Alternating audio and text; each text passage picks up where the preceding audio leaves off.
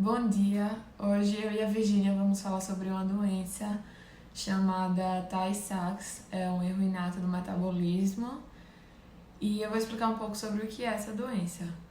O Tay-Sachs é uma mutação no gene 15 que impede a produção de uma enzima que fica localizada no lisossoma, conhecida como exosaminidase A, EXA.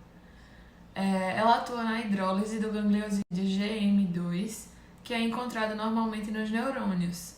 Sem essa enzima para retirar esse gangliosídeo, ele se acumula no sistema nervoso central e na retina dos olhos, o que leva aos sintomas dessa doença. Ela é uma condição genética, progressiva e, na maioria dos casos, é fatal. Ainda não tem um tratamento conhecido e ela é chamada popularmente por ponto vermelho cereja, por apresentar na mácula da retina dos pacientes acometidos pela doença um ponto vermelho que pode ser identificado como um dos diagnósticos. No início da vida, à medida que a gente vai se desenvolvendo, os gangliosídeos vão sendo produzidos naturalmente e são biodegradados rapidamente. Porém, na ausência dessa enzima EXA, essas reações de hidrólise naturais nos gangliosídeos podem não ocorrer como normalmente, e isso pode levar ao acúmulo dos lipídios no cérebro, no sistema nervoso central e na retina dos olhos. Por que eu digo pode não ocorrer? Porque tem gente que tem a deficiência total da produção da enzima, da síntese dessa enzima, e tem gente que tem uma síntese ineficiente. E isso gera estágios diferentes da doença. Quando a síntese dessa proteína ela é inexistente, ela não ocorre, os níveis desses gangliosídeos ficam muito mais altos rapidamente. Então gera uma doença muito precoce, ela é chamada doença infantil. Porque esses níveis são muito altos e acontecem na primeira infância. Normalmente de 3 a 6 meses começa o aparecimento dos primeiros sintomas e chega à morte mais ou menos em torno de 4 anos. Os principais sintomas são uma visão deficiente, fraqueza muscular, essas pessoas são mais suscetíveis a infecções e a perda da visão.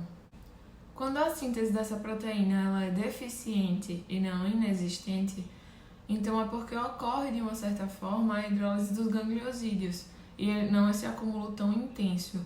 E aí isso causa mais dois estágios da doença, que seria a fase juvenil, a doença juvenil, e a doença de início tardio.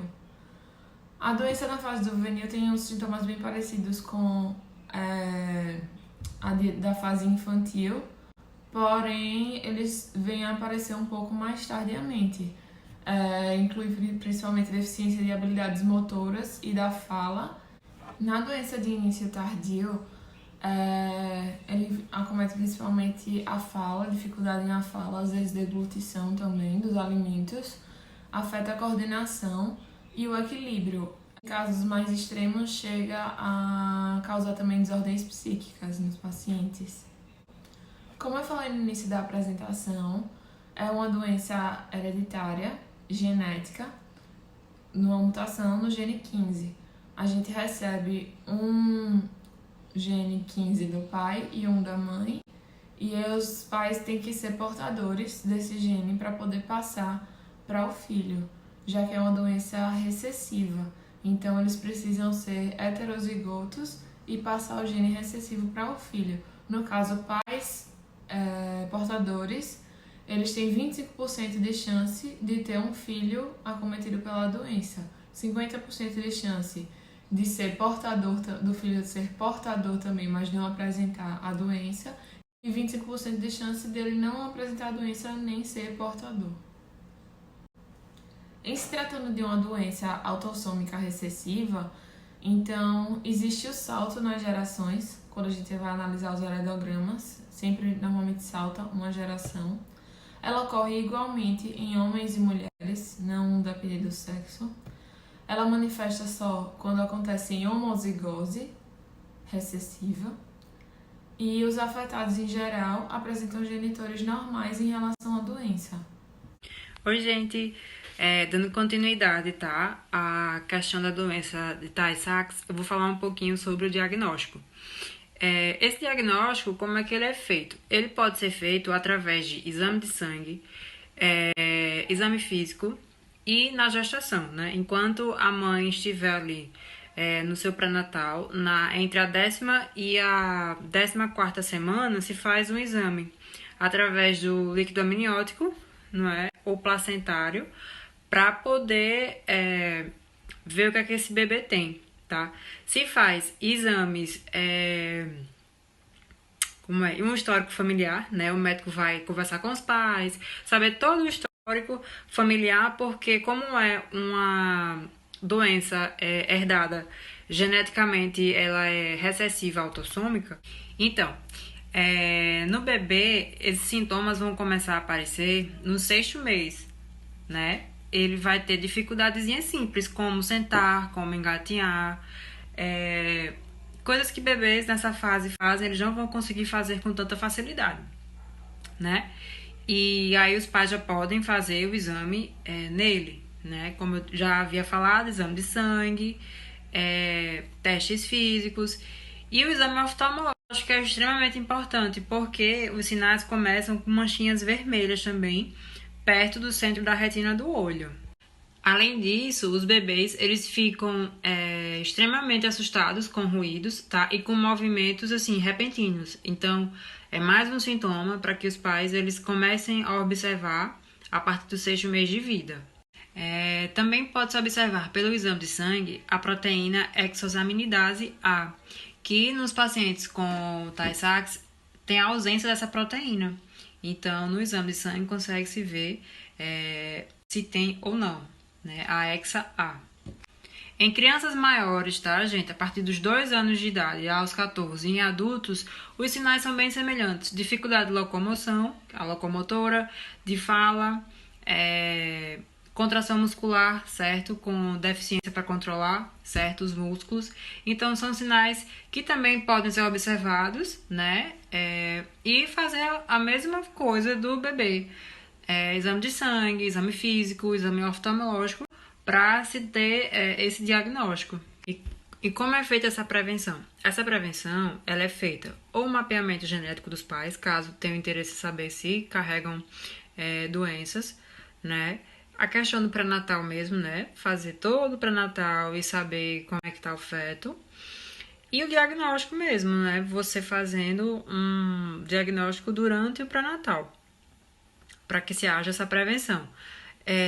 Se ambos os pais, né, tiverem esse gene recessivo, né, a probabilidade desse bebê nascer com a doença, né, de Tay-Sachs é de 25%, né, que o bebê nasça com né, na verdade, essa doença.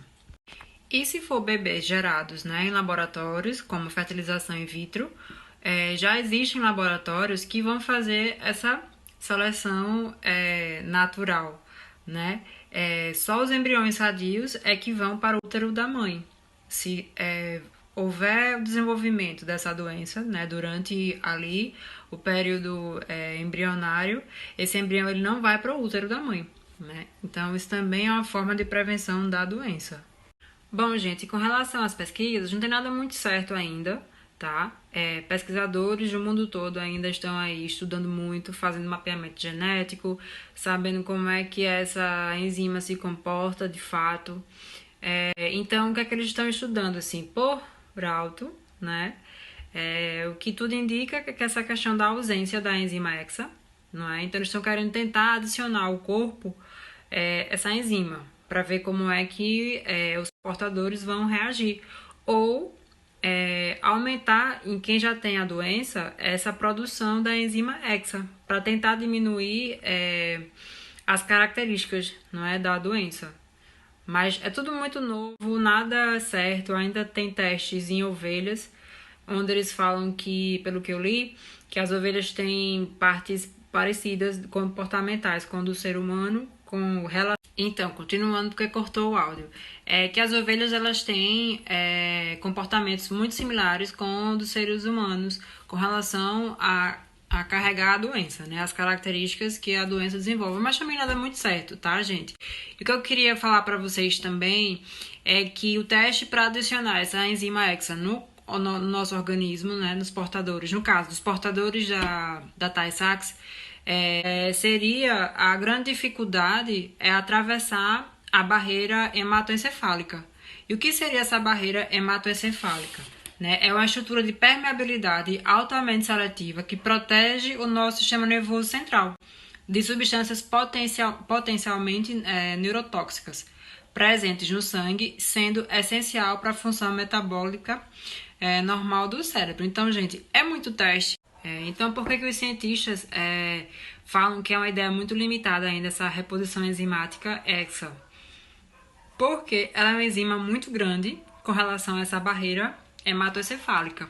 Então, tem muito estudo ainda, muita pesquisa, até que se chegue, eu espero, né, que se chegue a um tratamento correto para que as pessoas tenham uma condição de vida melhor, uma qualidade de vida mais digna, mais tranquila, né? Porque não deve ser fácil carregar qualquer doença desse tipo, não deve ser legal, né? Então, espero que eu tenha conseguido explicar a vocês um pouquinho, não é? Eu e a Ju ficamos com essa doença, né? Tay-Sachs. Então é isso para finalizar, né, a nossa parte aí na doença. E a gente só quer agradecer, porque é sempre um aprendizado, né, um seminário.